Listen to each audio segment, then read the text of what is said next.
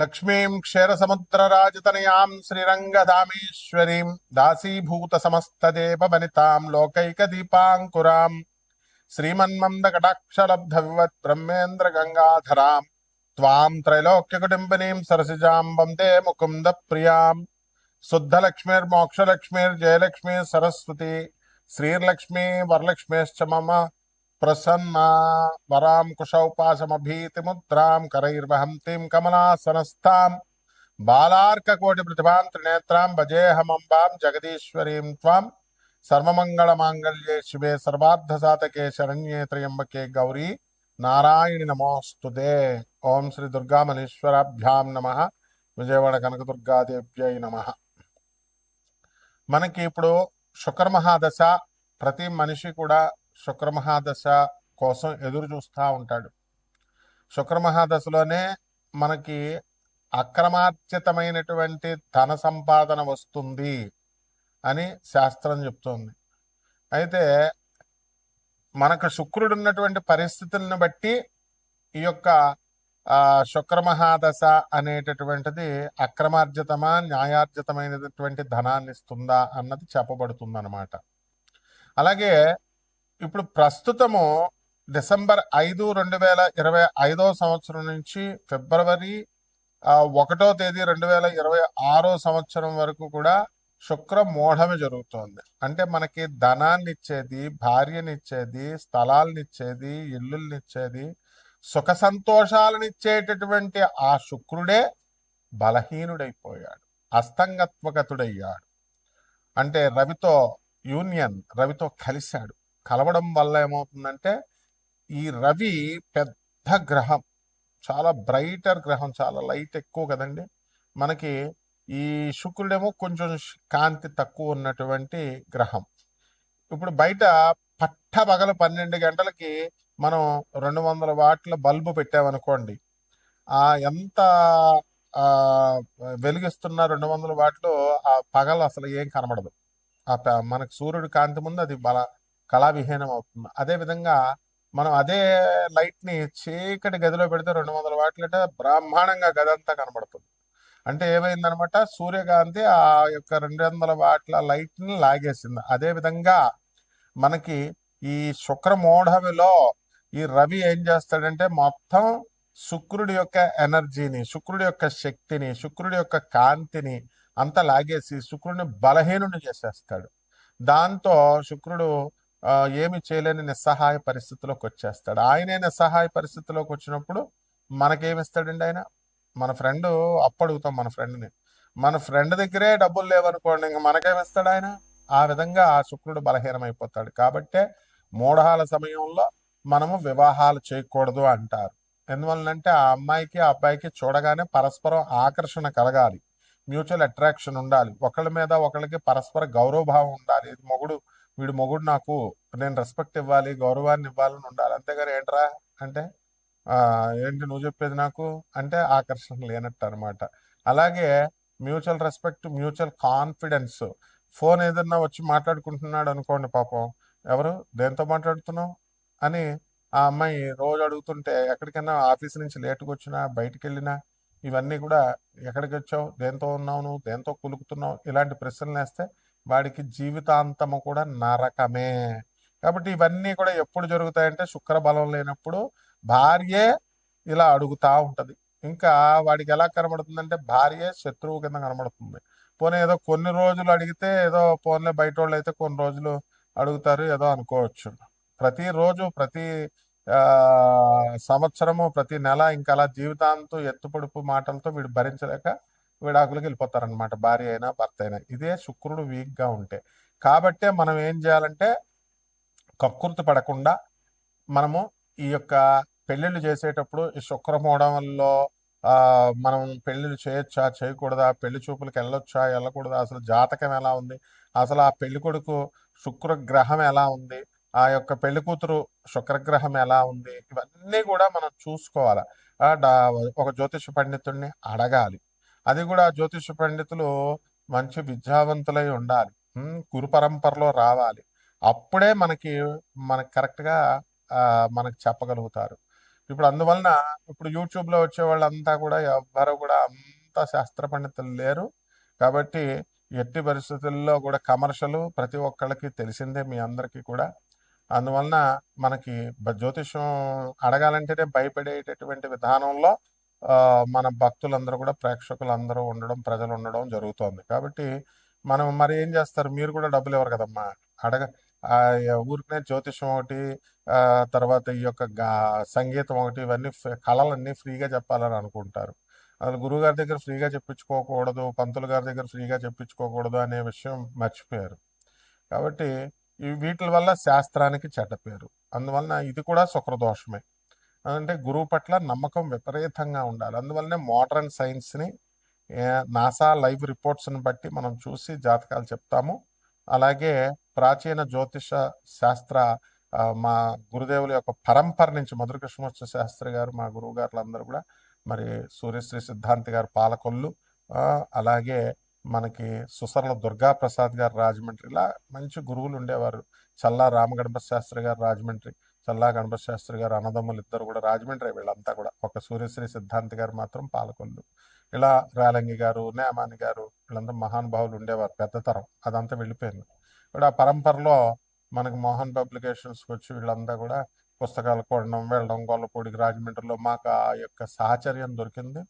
దానివల్లే last 10 years మా మధురకృష్ణ శాస్త్రి గారు ఎంత జ్యోతిష దిగ్గజం అంటే, శకుంతలాదేవి కూడా లాస్ట్ 10 years ఆమె ఇండియన్ ఆస్ట్రాలజికల్ సొసైటీకి ప్రెసిడెంట్గా మా మధురకృష్ణ గురువు గారు ఉన్నప్పుడు, ఇండియన్ ఆస్ట్రాలజికల్ సొసైటీ ప్రెసిడెంట్గా ఆ శకుంతలాదేవి గారు కూడా వచ్చేవారు. ఆంధ్ర యూనివర్సిటీకి వెళ్తూ రాజమండ్రి ఉమారామలింగ కళ్యాణ మంటపంలో మేము జ్యోతిష సదస్సులు నిర్వహించేవాళ్ళం.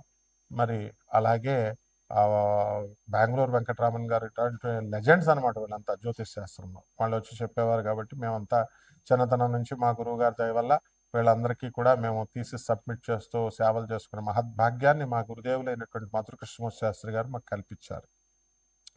కాబట్టి వారి యొక్క మా మధుర కృష్ణమూర్తి శాస్త్రి గారు ఎవరండి, ఆ తరం వాళ్ళు ఎవరు కూడా కమర్షియల్గా ఉండేవారు కాదు. కాబట్టి మనం అదే పరంపరను కొనసాగించాలి. కాబట్టి నాన్ కమర్షియల్ ఆస్పెక్ట్తో మనం జ్యోతిష్యంలో ఎవరికైతే కావాలనుకుంటున్నారో సందేహాలు, అటువంటి వాళ్ళందరూ కూడా వాళ్ళ యొక్క పూర్తి జాతకాన్ని మన ద్వారా తెలుసుకోవచ్చు. అంటే కంప్లీట్గా వాళ్ళ డేట్ ఆఫ్ బర్త్ అవి ఇవ్వాలి, ఇచ్చి వాట్సాప్ చేయండి. నాకు ఫోన్ చేస్తే మేము బయట ఉంటాము, ఎత్తలేము. సో అమెరికా మన ఆఫీసు. డబ్బుల కోసం ఏం భయపడద్దు, డబ్బులు కాదు. మనకు కావాల్సింది ఏంటంటే జగద్గురువులైనటువంటి స్వామి వివేకానంద, రామకృష్ణ పరమహంస, ప్రభాత్ రంజన్ సర్కార్, ఆనందమూర్తి గారు, రమణ మహర్షి, ఇటువంటి మహర్షుల దగ్గరికి మిమ్మల్ని నేను ఒక పోస్ట్ మ్యాన్ లాగా మిమ్మల్ని డ్రైవ్ చేస్తూ తీసుకెళ్లడమే మేము జ్యోతిష్యం చెప్పడంలో ఉద్దేశం. కాబట్టి నేను ఒక ప్రొఫెసర్గా మరి ఈ యొక్క ఆనంద మార్గాకి ఆశ్రమానికి 200 దేశాల్లో మా యొక్క బ్రాంచీలు ఉన్నాయి. 300 బ్రాంచీలు ఇండియాలో ఉన్నాయి. అనాథ పిల్లల్ని మేము పోషిస్తాము. అలాగే స్కూల్లో చాలా తక్కువ ఖర్చుతో మేము మా స్వామీజీలు అందరూ కూడా 10,000 మంది స్వామీజీలు అందరూ కూడా చూసుకోండి. ఆనంద మార్గ ఆశ్రమం అని గూగుల్ చేయండి, యూట్యూబ్లో చూడండి, అన్నీ ఉంటాయి. అంత ఇంటర్నేషనల్ సొసైటీ అది. కాబట్టి మీరంతా కూడా కక్కుర్తి పడద్దు ఈ శుక్రగ్రహం గురించి తెలుసుకోవడానికి. ఆ శుక్రగ్రహం యొక్క ఫలితాల గురించి, మీకు ఇచ్చేటటువంటి ప్రతికూల ఫలితాల, ఇవన్నీ కూడా మనం తెలుసుకుందాం. కాబట్టి మన ఛానల్కి చక్కగా సబ్స్క్రైబ్ చేయండి, లైక్ చేసుకోండి. మరి మా చక్కగా మీరందరూ కూడా మరి మౌర్య, మరి దత్తు, ఇలాగా మా వేణు, వీళ్ళంతా కూడా ఏదో వాళ్ళ తోచిన రీతిలో మీకు సేవలు చేస్తున్నారు. కాబట్టి ఉపయోగించుకోండి. మిగతా జ్యోతిష్కుల సంగతి నాకు తెలియదు, కానీ మనమైతే నాన్ కమర్షియల్ కాబట్టి జాగ్రత్తగా చూసుకోండి. ఇక శుక్రగ్రహం ఏ విధంగా 12 రాశుల వారికి, ద్వాదశ రాశుల వారికి అందరికీ కూడా ఏ ఏ రాశుల వారికి ఎలా చేస్తుంది అన్నది విడివిడిగా మనం ఒక్కొక్క రాశిని మనం చూసి తెలుసుకుందాం.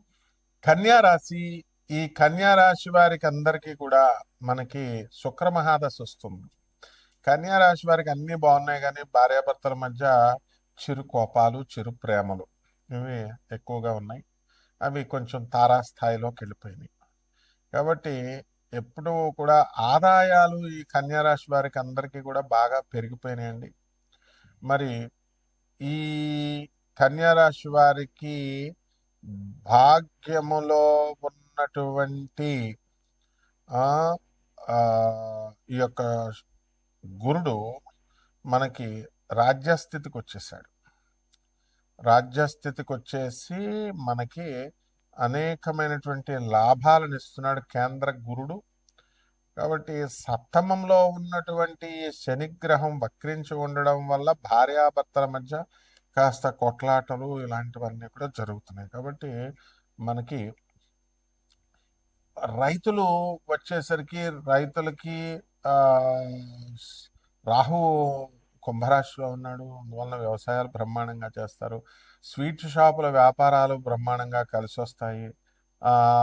2 జూన్ 2026 సంవత్సరం తర్వాత మనకి ఏమవుతుందంటే అండి, ఆ, లాభంలో ఉన్నటువంటి గురుగ్రహ ప్రభావం వల్ల వీళ్ళని తీసుకెళ్లి అడవిలో వేసేసినప్పటికీ కూడా వీళ్ళు చక్కగా సంపాదన అనేటటువంటిది బ్రహ్మాండంగా సంపాదిస్తారు డబ్బులు.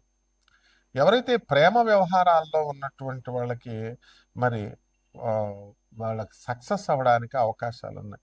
ఉన్న పెళ్ళైన మొగుడు పెళ్ళాలే ప్రేమించి చేసుకున్న వాళ్ళే కొట్టుకు చేస్తున్నారు కన్యారాశిలో. మరి అయితే కొత్తగా మేము ప్రేమించకూడదండి, మేము పెళ్ళిళ్ళు చేసుకోకూడదా, కన్యారాశి వాళ్ళంతా ఇలాగే అయిపోతారండి అని అనుకుంటే ఒక మంత్రం ఉందండి. ఓం దీపుష్ఠారాయ నమః, ఓం గురునాథాయ నమః. వీళ్ళిద్దరూ అగస్త్య మహర్షి అంశాలు అనమాట. అందువలన వీళ్ళ ఒకళ్ళేమో ముస్లిం అమ్మాయిని ప్రేమిస్తారు, ఇంకో ఆయనేమో నేను 40 సంవత్సరాలు వచ్చినా 43 సంవత్సరాలు వచ్చినా నేను బాలాకుమారుడిని, నాకు పెళ్ళి అవ్వట్లేదు, మా నాన్న తిడతాడు, ఇంటికి వెళ్ళిపోవాలంటాడు. కాబట్టి వీళ్ళిద్దరు కూడా మనకి ఆదర్శమైనటువంటి వాళ్ళు అనమాట. కాబట్టి ఈ యొక్క రాశిలో ఈ వీళ్ళు ఇదే మంత్రాన్ని, అంటే నమ్మకము అనేటటువంటి దాని మీద ఆధారపడి ఉంటుంది. వాళ్ళ గురుగారు మరి దిలీప్ సి శర్మ గారు అని చెప్పున్నారు, ఈ మంత్రాలు జపించమని చెప్పి ఇచ్చేసరికి వాళ్ళిద్దరు ఆ మంత్రాలు జపించడం, వాళ్ళు కోరుకున్నటువంటి కోరికలు తీరిని అని చెప్పి కన్యా రాశి వారికి మరి ఈ యొక్క మంత్రాలతో మీ నమ్మకంతో మీరు చేసుకోవాలి. ఇకపోతే రైతులు కమర్షియల్ క్రాప్స్ ఇవన్నీ కూడా చేయడం అనేటటువంటివి జరిగినాయి. వ్యవసాయంలో కొత్త కొత్త టెక్నిక్స్ వీళ్ళు చేయడం జరుగుతుంది. ఫర్టిలైజర్స్ కంపెనీ నడుపుతున్నటువంటి వాళ్ళు కూడా మంచి మంచి ఎరువులు ఇవన్నీ కూడా నకిలీ విత్తనాలు కాకుండా మంచి విత్తనాలు అమ్మి మంచి లాభాలని మీరు తీయడం అనేటటువంటిది జరుగుతుంది. ప్రభుత్వం నుంచి వచ్చేటటువంటి సబ్సిడీలన్నీ కూడా వీళ్ళకి రావడం అనేటటువంటివి జరుగుతాయి. అలాగే ఫ్రీ బస్ వేసారు చక్కగా, కరెంటు ఫ్రీ, అన్నీ ఫ్రీ. ఆ విధంగా కన్యారాశి వారు ఎక్కువగా ఈ బస్సుల్లో తిరిగే వాళ్ళు ఎక్కువ కన్యారాశి వాళ్ళు ఉంటారనమాట ఫ్రీగా. అంటే అంత చక్కగా ఈ యొక్క ఆర్థికంగా వీళ్ళు బలపడడం అనేటటువంటివి జరుగుతాయి. కన్యారాశి వాళ్ళకి మరి అప్పుల్లో ఉన్నటువంటి వాళ్ళు వీళ్ళు అప్పులు కూడా వీళ్ళు తీర్చేసుకోవడం అనేటటువంటివి జరుగుతాయి. కాబట్టి ఈ రాశి వారికి అందరికీ కూడా మనకి పిల్లల్ని విదేశాలకు వెళ్ళి చదివించాలి అనేటటువంటి ఆలోచన ఎక్కువగా ఉంటుంది. అది డ్రాప్ చేయండి ఫస్ట్. ఎందువల్లంటే స్కూల్స్లో కూడా ఇప్పుడు ఏమైపోయిందంటే పోటీకి వెళ్ళి వాడు పక్కింటి వాడు ఒక ఇంటర్నేషనల్ స్కూల్లో చదివిస్తున్నాడు, నేను ఒక ఇంటర్నేషనల్ స్కూల్లో చదివించాలి అనే పట్టుదల పెరిగింది. ఏబిసిడీలకి ఇంటర్నేషనల్ స్కూల్స్ ఏంటయ్యా అసలు? వాళ్ళేదో వ్యాపారాలు చేసుకుంటున్నారు. ఇంటర్నేషనల్ స్కూల్స్ ప్రతి ఒక్కటి ఇంటర్నేషనల్. అసలు ఏంటి international? What is the meaning of international?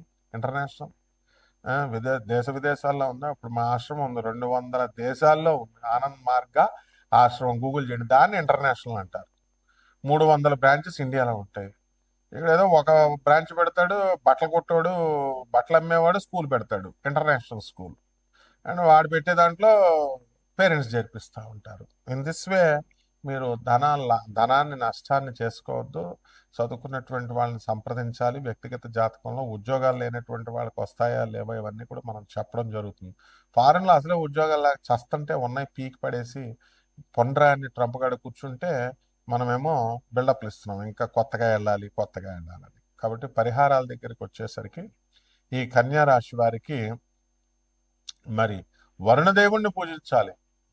ఎందువల్ల ఎంత బలంగా ఉన్నా గురువుగారు అయినటువంటి దిలీప్ సి శర్మ గారు ఎంత లావుగా ఉన్నా వేసేసరికి చలేసేస్తూ ఉంటుంది, తట్టుకోలేకపోతూ ఉంటారు. కారణం ఏంటి? చలి. వరుణదేవుడి యొక్క అనుగ్రహం కావాలి. కాబట్టి గోవర్ధనగిరి పర్వతాన్ని పూజించండి అని కృష్ణ పరమాత్మ చెప్పాడు. కాబట్టి శ్రీకృష్ణ పరమాత్మ వసుదేవ సుతం దేవం కంసచాణూరమర్ధనం దేవకీ పరమానందం కృష్ణం వందే జగద్గురుమంటూ చక్కగా కృష్ణ పరమాత్మ పూజ చేసుకోండి, తులసిమాత పూజ చేసుకోండి. మగవాళ్ళు తులసిమాత చేయొచ్చా ఇలాంటి పిచ్చి డౌట్లు అడగొద్దు. అందరూ తులసమ్మ తల్లికి చేసుకోవచ్చు. మేడి చెట్టు చుట్టూ ప్రదక్షిణాలు చేయండి, గురు చరిత్ర చదువుకోండి, బ్రహ్మాండంగా ఉంటుంది. శుభం.